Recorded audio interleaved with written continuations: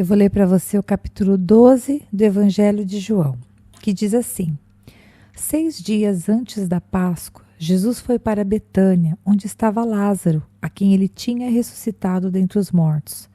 Prepararam-lhe ali uma ceia. Marta servia e Lázaro era um dos que estavam à mesa com Jesus.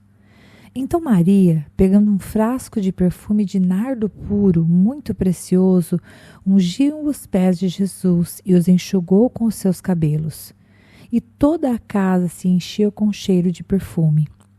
Mas Judas Iscariotes, um dos seus discípulos, aquele que estava para trair Jesus, disse: por que este perfume não foi vendido por 300 denários e o valor não foi dado aos pobres? Ele disse isso não porque se preocupava com os pobres, mas porque era ladrão e, tendo a bolsa do dinheiro, tirava o que era colocado nela. Mas Jesus disse: deixe-a, que ela guarde isto para o dia do meu sepultamento, porque os pobres estão sempre com vocês, mas a mim vocês nem sempre terão. Uma numerosa multidão dos judeus ficou sabendo que Jesus estava em Betânia. Eles foram até lá não só por causa dele, mas também para ver Lázaro, a quem ele tinha ressuscitado dentre os mortos. Mas os principais sacerdotes resolveram matar também Lázaro, porque muitos dos judeus, por causa dele, voltavam crendo em Jesus. No dia seguinte, a numerosa multidão que tinha vindo à festa, tendo ouvido que Jesus estava a caminho de Jerusalém, pegou ramos de palmeiras e saiu ao encontro dele, clamando: Hosana, bendito que vem em nome do Senhor, que é Rei de Israel. E Jesus, tendo conseguido um jumentinho, montou, segundo está escrito: não tema, filha de Sião, eis que o seu rei está vindo, montado num filho de jumenta. Seus discípulos, a princípio, não compreenderam isso, mas quando Jesus foi glorificado, então eles se lembraram de que essas coisas estavam escritas a respeito dele e também de que tinham feito isso com ele. A multidão que estava com Jesus quando ele chamou Lázaro do túmulo e o levantou dentre os mortos dava testemunho. Por causa disso também a multidão saiu ao encontro de Jesus, pois ouviu que ele tinha feito esse sinal. Então os fariseus disseram entre si: vocês podem ver que não estão conseguindo nada, eis que o mundo vai atrás dele.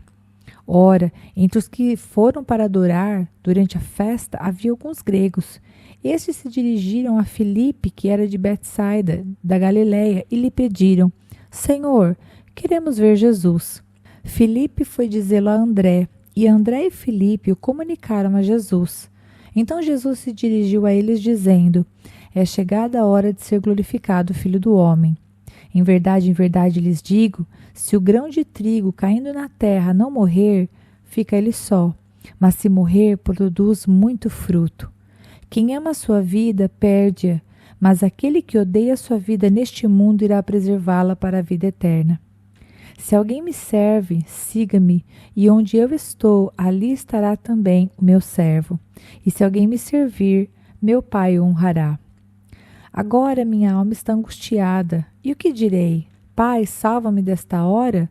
Não, pois foi precisamente para este momento que eu vim, para esta hora. Pai, glorifica o teu nome. Então veio uma voz do céu: eu já o glorifiquei e ainda o glorificarei. A multidão que ali estava e que ouviu aquela voz dizia ter havido um trovão. Outros diziam: foi um anjo que lhe falou. Então Jesus explicou: não foi por minha causa que veio esta voz, e sim por causa de vocês. Chegou o momento de este mundo ser julgado, e agora o seu príncipe será expulso. E eu, quando for levantado da terra, atrairei todos a mim. Ele dizia isso significando com que tipo de morte estava para morrer. A multidão disse-lhe: nós ouvimos da lei que o Cristo permanece para sempre. Como então você diz que é necessário que o Filho do Homem seja levantado? Quem é o Filho do Homem? Jesus respondeu: ainda por um pouco a luz está com vocês. Andem enquanto vocês têm a luz, para que não sejam surpreendidos pelas trevas. E quem anda nas trevas não sabe para onde vai. Enquanto vocês têm a luz, creiam na luz, para que se tornem filhos da luz. Depois de dizer isso, Jesus foi embora e ocultou-se deles. E embora tivesse feito tantos sinais na presença deles, não creram nele, para se cumprir a palavra do profeta Isaías que diz: Senhor, quem creu na nossa pregação? E a quem foi revelado o braço do Senhor? Por isso não podiam crer, porque Isaías disse ainda: cegou os olhos deles e endureceu-lhes o coração, para que não vejam com os olhos, nem entendam com o coração, e se convertam e sejam por mim curados. Isaías disse isso porque viu a glória dele e falou a respeito dele. No entanto, muitos dentre as próprias autoridades creram em Jesus, mas por causa dos fariseus não o confessavam, para não serem expulsos da sinagoga, porque amaram mais a glória dos homens do que a glória de Deus. E Jesus clamou, dizendo: quem crê em mim, crê não em mim, mas naquele que me enviou. E quem vê a mim, vê aquele que me enviou. Eu vim como luz para o mundo, a fim de que todo aquele que crê em mim não permaneça nas trevas. Se alguém ouvir as minhas palavras e não as guardar, eu não o julgo, porque eu não vim para julgar o mundo, e sim para salvá-lo. Quem me rejeita e não recebe as minhas palavras, tem quem o julgue. A própria palavra que falei, essa o julgará no último dia, porque eu não falei por mim mesmo, mas o Pai que me enviou, esse me ordenou o que dizer e o que anunciar.